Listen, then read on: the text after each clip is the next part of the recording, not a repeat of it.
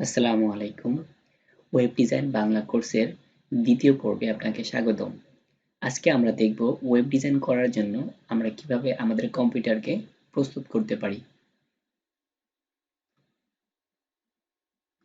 Web ডিজাইনের জন্য প্রথমে আমাদের যে জিনিসটি দরকার সেটি হলো আমাদের ওয়েব ব্রাউজার। তো বিভিন্ন ধরনের ওয়েব ব্রাউজার রয়েছে, তার মধ্যে জনপ্রিয় দুটি ওয়েব ব্রাউজার হচ্ছে গুগল ক্রোম এবং মজিলা ফায়ারফক্স। তো এই দুইটা ব্রাউজার আমরা কিভাবে ডাউনলোড এবং ইনস্টল করতে পারি, এখন আমরা সেই প্রসেসটা দেখব।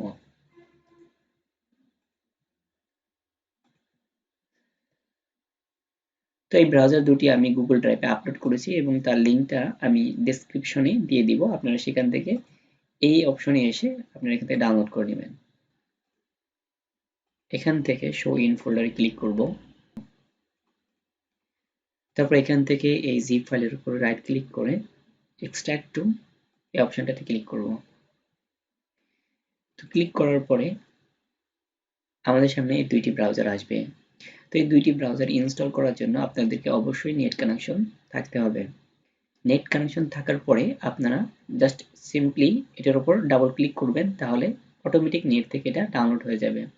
তো একইভাবে আপনি ফায়ারফক্সটাও ডাউনলোড করে নেবেন। তো ওয়েব ডিজাইনের জন্য কোড এডিটর নির্ধারণ। তো কোড এডিটর জিনিসটা আসলে কি, যেখানে আমরা HTML, CSS, জাভাস্ক্রিপ্ট, বুটস্ট্র্যাপ এই কোডগুলো লিখব। তো সেইটার জন্য একটা সফটওয়্যার দরকার। যে সফটওয়্যার আমরা এগুলো লিখবো সেটি মূলত কোড এডিটর।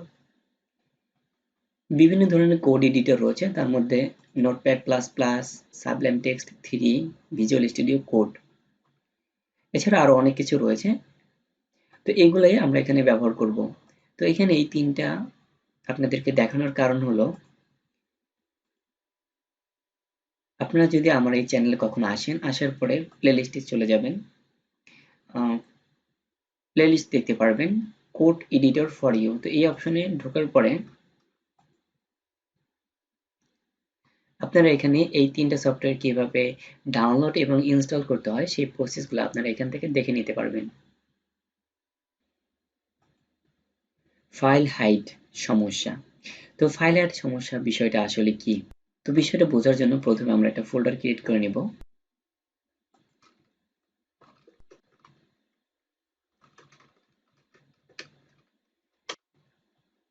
তো ফোল্ডারটি আমরা ওপেন করে নেব। এখানে আমরা এখান থেকে একটা ফাইল তৈরি করব।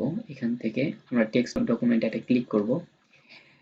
এখন একটা বিষয় আপনাদের সাথে একটু আলোচনা করি। এখানে দেখুন ডটের উপরে আমাদের টিএক্সটি রয়েছে। তো এটিকে মূলত বলা হয় এক্সটেনশন, অর্থাৎ ডটের রাইট সাইডে যদি কোনো কিছু থাকে সেটাকে মূলত এক্সটেনশন বলা হয়। যেমন আমরা যদি অডিও গান শুনি, সেক্ষেত্রে অডিও ফাইলের এক্সটেনশন হচ্ছে .mp3। একইভাবে যদি আমরা ভিডিও গান শুনি, সেক্ষেত্রে আমাদের তার এক্সটেনশনটা হচ্ছে .mp4। তো এই জন্য প্রথমে আমরা একটা HTML ফাইল তৈরি করব। আপনারা এই ফাইলের নাম যে কোনো কিছু দিতে পারেন। তো আমি দিচ্ছি এখানে index.html। তারপরে আমি যদি এটা ক্লিক করি, তারপর আমার কাছে এখানে একটা ইয়েস অপশন যাবে। আমি যদি এটাতে ক্লিক করি, দেখুন এটা কিন্তু একটা ব্রাউজার আইকন এখানে চলে আসছে। তার মানে আমাদের এই ফাইলটা ব্রাউজার এখন রান হবে। তো ফাইল হাইড সমস্যাটা আসলে তাহলে কি? তো প্রথমে আমি এখানে একটা সার্চ করছি ফোল্ডার। তো এখান থেকে এই অপশনটাতে আমরা ক্লিক করব। ক্লিক করার পরে আপনারা এখানে দেখতে পারবেন জেনারেলি এটা ডিফল্ট ভাবে ট্যাপ করা থাকে। আপনারা এখান থেকে ভিউতে ট্যাপ করবেন। তো ট্যাপ করার পরে আপনারা এখানে দেখবেন যে কখনো কখনো আপনাদের এটার মধ্যে টিক দেওয়া থাকে। তো আমি আপনাদের দেখাচ্ছি যে আসলে এই hide extension for known file, এই বক্সটায় যদি আমাদের টিক দেওয়া থাকে তাহলে কি প্রবলেমটা হয়। তো আমি আগেই এই ফোল্ডারের ভিতরে ঢুকছি। দেখুন এই ইন্ডেক্সের সাথে .html অপশনটা কিন্তু এখন নেই, অর্থাৎ এই এক্সটেনশনটা কিন্তু আমার হাইড হয়ে গেছে। তো এটা মূলত কখন সমস্যা হয়? দেখুন আমি যদি আরেকটা HTML ফাইল তৈরি করতে চাই, দেখুন আমি এখানে আরেকটা টেক্সট ডকুমেন্টে ক্লিক করছি। দেখুন এখন টেক্সট ডকুমেন্টে ক্লিক করছি, কিন্তু আমার এক্সটেনশন কিন্তু এখানে শো করছে না। ধরুন আমি যদি এখন আরেকটা লিখতে চাই, যেমন টেক্সট ডট HTML, ধরুন আমি এটা লিখলাম। এখন দেখুন আমার এখানে কিন্তু ফাইলটা কিন্তু আর HTML আকারে সেভ হলো না। অনেক সময় আপনাদের এরকম সমস্যা হতে পারে। অনেক সময় আপনারা বুঝতে পারবেন না আসলে আপনাদের ফাইলটা আপনারা দিচ্ছেন HTML নামে, কিন্তু সেটা সেভ হচ্ছে না। তখন আপনারা কি করবেন, আপনার যদি উইন্ডোজ 7 হয় সেক্ষেত্রে আপনি এই অপশনটা সার্চ করবেন ফোল্ডার, তারপর এখান থেকে রাইট ক্লিক এবং এখানে দেখুন ফাইল এক্সপ্লোর যে অপশনটা রয়েছে এখান থেকে ভিউতে যাবেন, ভিউতে যাওয়ার পরে আপনি এই হাইড এক্সটেনশন এটা তুলে দিবেন, তুলে দেওয়ার পর ওকে করে এই প্রসেসটা আরেকভাবে করা যায়। সেটা হলো আপনি যদি উইন্ডোজ 10 অপারেটিং ইউজার হয়ে থাকেন সেক্ষেত্রে প্রথমে এই দিস পিসি অপশনে যাবেন, তারপর আপনারা এখানে খেয়াল করবেন ভিউ, এখানে একটা ট্যাপ করবেন, তারপরে এই রাইট সাইডে অপশনে একটা ক্লিক করবেন, ক্লিক করার পর দিবেন আপনার সামনে সেম ডায়লগটা ওপেন হয়ে গেছে, তারপর এখান থেকে ভিউ এবং এখান থেকে এই বক্সটাতে ক্লিক করে অ্যাপ্লাই ওকে করে দিবেন যদি টিক দেওয়া থাকে। তো ওয়েব ডিজাইনের জন্য এখন ব্রাউজার এক্সটেনশন এবং পিক্সি সফটওয়্যার ডাউনলোড প্রসেস। তো প্রথমে বলে নেই ব্রাউজার এক্সটেনশন হিসেবে আমরা যেটা ডাউনলোড করব সেটি হচ্ছে কালারজিলা এবং এটি একটি গুগল ক্রোম এক্সটেনশন। তো এই জন্য প্রথমে আমরা গুগলে যাব এবং এখানে সার্চ করব কালারজিলা এক্সটেনশন, এটা লিখে ক্লিক করব। তো দেখুন এখান থেকে আমার এই অপশনটাতে আমরা ক্লিক করব কালারজিলাতে। তো দেখুন এই এক্সটেনশনটি আমি এখানে অ্যাড করে নিয়েছি, তাই আমার এখানে দেখাচ্ছে যে রিমুভ ফ্রম ক্রোম। আপনাদের কাছে এটা দেখাবে অ্যাড ক্রোম।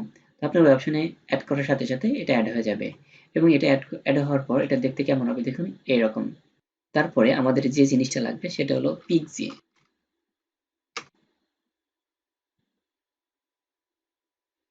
তো এই প্রথম লিঙ্কটাতে আপনারা ক্লিক করবেন এবং এখান থেকে এই প্রথম লিঙ্কটাতে ক্লিক করবেন, এখান থেকে শো ইন ফোল্ডার। এটি খুবই ছোট একটা অ্যাপ্লিকেশন, দেখুন 12 কেবি। এই পিক্সি এবং কালারজিলা এই দুইটাই মূলত আমাদের কোনো একটা ওয়েবসাইট থেকে কালার পিক করার জন্য আমরা ব্যবহার করব। তো এটার ব্যবহার কিভাবে করবেন দেখুন, এটা খুবই সিম্পল, জাস্ট এটার উপর ডাবল ক্লিক করবেন। এখন দেখুন আপনি যেখানে ধরবেন তার কালারটাকে সে অটোমেটিক ক্যাচ করে নিচ্ছে। দেখুন আমি যেটার উপর ধরছি সেটারই কিন্তু কালার সে ক্যাচ করে নিচ্ছে। তো এই ছিল মোটামুটি আজকের আমাদের টিউটোরিয়ালের মূল বিষয়বস্তু। আশা করি ভিডিওটি আপনার ভালো লেগেছে। তো আপনি যদি ওয়েব ডিজাইন কোর্সটির সাথে সংযুক্ত থাকতে চান তাহলে অবশ্যই চ্যানেলটি এখনই সাবস্ক্রাইব করুন।